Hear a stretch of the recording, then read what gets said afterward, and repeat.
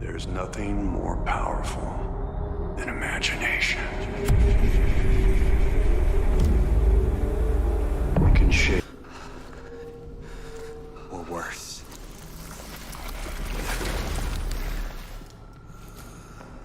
the fabric of reality, transforming everything you may think you know.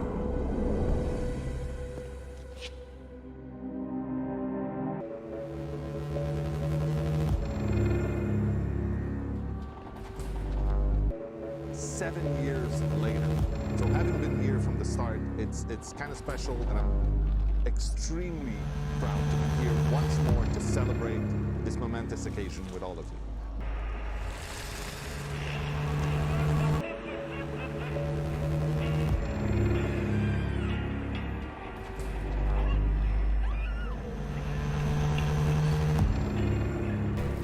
Dad, you hear me?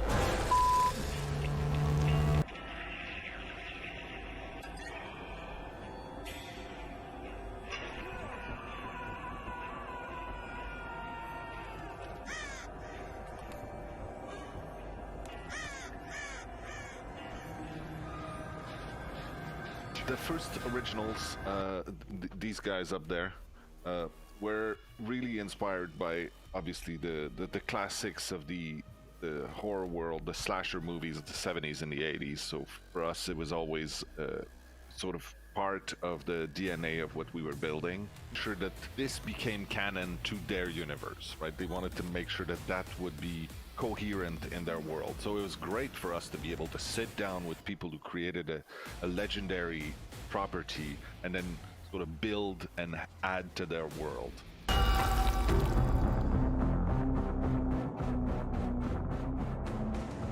In the ever-evolving landscape of the gaming industry, where titles rise and fall like virtual empires, one game has stood the test of time and managed not just survive, but thrive. Dead by Daylight, the asymmetrical horror multiplayer sensation, has been having its best year yet, thanks to the unparalleled devotion of its developers to both the game and its community. In an era where the term live service often feels like a mere marketing gimmick, Dead by Daylight emerges as a beacon of genuine commitment, setting a standard that few other gaming companies can match. Behavior went out of their way to ensure they had the best year possible so far, with a plethora of new players to show as the result. Let's dive into what made this year so special and what goes into these lofty labors of love that we call good, balanced games. Why is Dead by Daylight not only one of the longest running live service games of the new age in gaming, but also one of the most successful? How did a rocky start in the beginning of the year quickly snowball into being arguably the best year the game has ever had? From a dismal start to an absolutely legendary year full of unique events and huge licenses? Let's find out. First, we must start with the heartbeat. At the core of Dead by Daylight's success lies the unmistakable heartbeat of its passionate development team. Behavior Interactive, the studio behind the game, has displayed a level of care and commitment that transcends the norm in the gaming industry.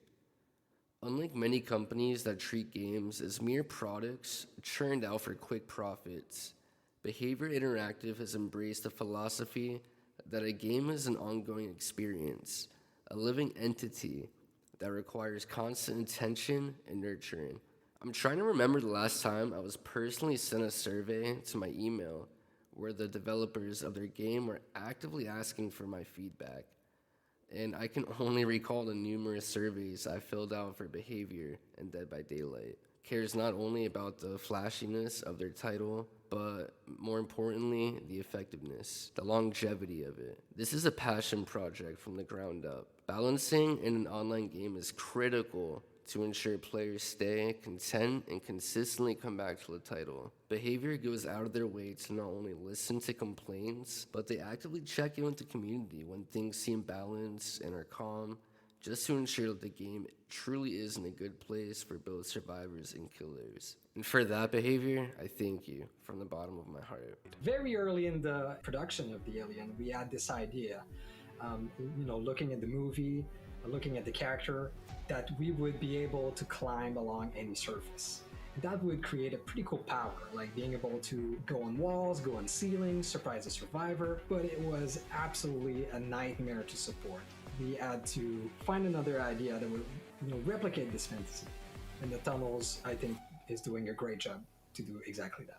Building the whole tunnel system and being able to support it along our many maps was extremely challenging, but absolutely worth it. What's really cool about the tunnel system is that it is there for real, right? You're using it in real time, you move around, and you actually can see as well what's happening above. So it gives you really that sense of being this character, being a predator. The game's best year is not solely attributed to its existing success, but is also a result of the innovative expansions and updates continually injected into its DNA. Unlike some games that fall into the trap of its repetitiveness, Dead by Daylight constantly reinvents itself.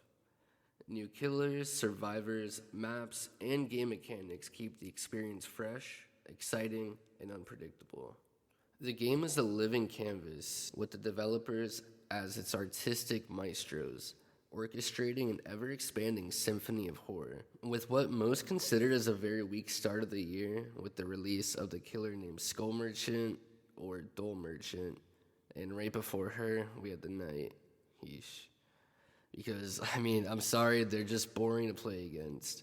The team quickly rebounded by teasing a very unique killer to Dead by Daylight, an original one at that, named the Singularity. We got our first map off of Earth, for better or for worse, and a very versatile killer that I still have fun playing against and playing with. I speculated the team was just getting started with their expansion into space, which made me optimistic for what laid ahead. And then we got the pre-7th anniversary live stream. We were showed an insane roadmap for the year with the promise of 2 huge licenses coming to the game, as well as the reveal of who is one of the best licensed survivors to grace the fog, in my opinion, Nicolas Cage. From this moment in midsummer, I just knew things were gonna skyrocket for Dead by Daylight, as behavior had been excited about the end transmission chapter with Singularity. They had not expanded on what we could expect in the future for the year, but now we knew not only was Nicolas Cage coming, but we still had 2 huge licenses coming out. Late summer, early fall, we went deeper into space, crossing into some extremely sketchy skies as we made our way down to the wreckage of the Nostromo ship. From there, my suspicions were true, which I honestly didn't care about. I did make a video on it. I was just so excited to see the game's first huge sci-fi killer being introduced, the Alien, or the Xenomorph. The news of this caught fire and made waves across the horror community, which welcomed in a wave of new players. This only continued when the news of the collaborations featuring the Slipknot, Iron Maiden, and Silent Hill cosmetics were coming as well. People who had not considered Dead by Daylight were now downloading it to give it a try. The anniversary stream and roadmap, along with Alien's release, not only had longtime fans of the game hype, but also people who have not yet stepped into the fog. There was still something coming that I knew from the anniversary stream and the roadmap, but I honestly forgot until I saw the release trailer. Naughty Bear is back with a fully animated and voiced Mori execution.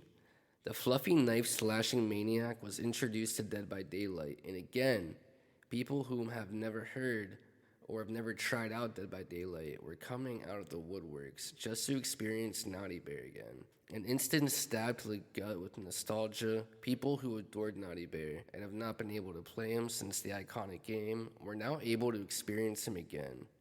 And what better place to do so while in the fog trapped while 4 survivors are locked in a map with you. The promises were kept. The very hyped face camping solution with the hook meter was a very welcome change, and again, showed that the devs care about the players having fun in a balanced game, rather than just reap the profits they were making with their in-game purchases. Every dollar I've spent on the game felt so damn worth it, because I felt the passion and excitement, and still do whenever something new hits the screen, because the passion and excitement of behavior bleeds through and is so noticeable. As if things could not seem better for both developers and the players for this year, we still had one huge L ahead of us. And no, not that kind of L, but a huge licensed killer. A killer who has been one of the most requested killers since Michael Myers came in, showing that licenses were even a possibility. That killer is Chucky, or Charles Lee Ray, or Tiffany Valentine, depending on your cosmetic. The doll that used to terrify me as a kid, causing many a nightmare, was actually here, and again, shockwaves were sent through the horror community. And for the first time since playing the game, I could not load into a killer match, because everyone and their damn dog is wanting to try out Chucky right now. Honestly, the first time since playing the game, and this year's been the most consistent I've ever been playing it. But yeah, it's the first time I've experienced not being able to load into a killer match, which was a small frustration, but honestly, it's a huge victory, because it shows excitement and a deep desire for other people to want to try and play the game. Something that is so damn refreshing in a game, let alone a live service game at that. These licenses often take at the minimum months, and at the most years to secure. The devotion of these devs cannot be understated. The list keeps growing also because it's been almost 10 years now that the game is up, so there have been some really interesting new properties that have been created in that time frame that can be brought into. One cannot discuss Dead by Daylight's success without acknowledging the relentless dedication of its developers.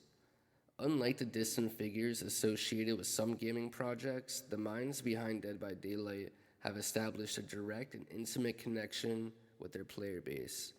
Regular developer streams, insightful Q&A sessions, and genuine interactions on social media platforms have become the norm, turning the developers into not just creators, but companions on the player's gaming journey, which was highlighted during the anniversary stream and numerous interviews with Matthew Cote and other Dead by Daylight developers.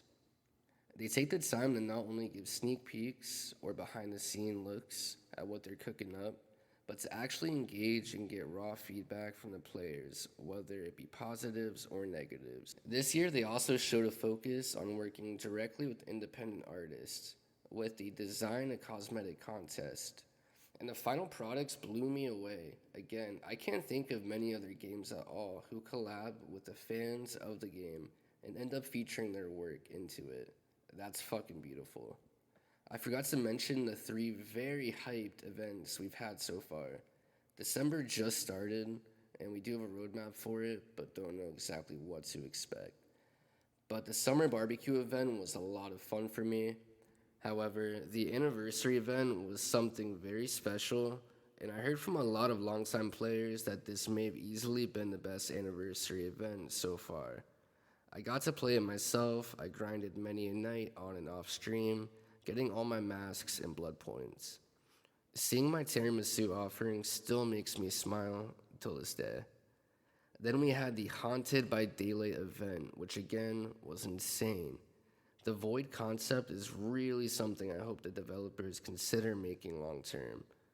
Let me know in the comments how you'd feel about that. The event items were sick, not the craziest, but still very cool. And the games and challenges themselves were so unique with the haunts and the void. Again, passion was oozing from my screen with each event that I participated in. What sets Dead by Daylight apart is understanding that the game is not just about code and pixels, but about emotions, experience, memories crafted in the virtual realm. Behavior Interactive has recognized that a game becomes timeless not by its graphical prowess alone, but by the lasting impact that it leaves on its players. As Dead by Daylight celebrates its best year, it serves as a shining example of what can be achieved when developers transcend the conventional boundaries of the industry. Behavior Interactive's commitment to its creation and community has transformed the game into a cultural phenomenon. In an era where gaming often feels like a transaction, Dead by Daylight stands tall as a testament to the power of devotion, a beacon guiding the way for others to follow. As the game continues to evolve and captivate audiences, it is evident that Dead by Daylight is not just a game. It's a testament to the enduring magic that happens when developers genuinely care about the worlds they create and the players who inhabit them. Cheers to a game that proves year after year that true greatness is born out of love, passion, and unwavering commitment to the art of gaming. You did it, Behavior. You've managed to have your best year yet, and we are 7 years deep into the fog now. Gun Interactive, take notes. Actually, almost every other game developer out there, take notes. And congrats, Dead by Daylight. I have no idea how you're going to top this year, but I know you guys are going to be eager to do so, and by all means, please do it. If you guys enjoy this kind of content, please consider leaving a like, as it does actually help hit the algorithm. I make videos ranging from horror games to horror movies, and then real life horror with hauntings and true crime. If it's creepy, I'm covering it. Thanks for watching. I hope to see you guys in the fog. You can add me on Dead by Daylight at Daytrip TV, and you can follow my Twitch at Mirage Daytrip, and that's Mirage with 2 R's. I'll link in the description. Much love, and I'll see you guys in the next one.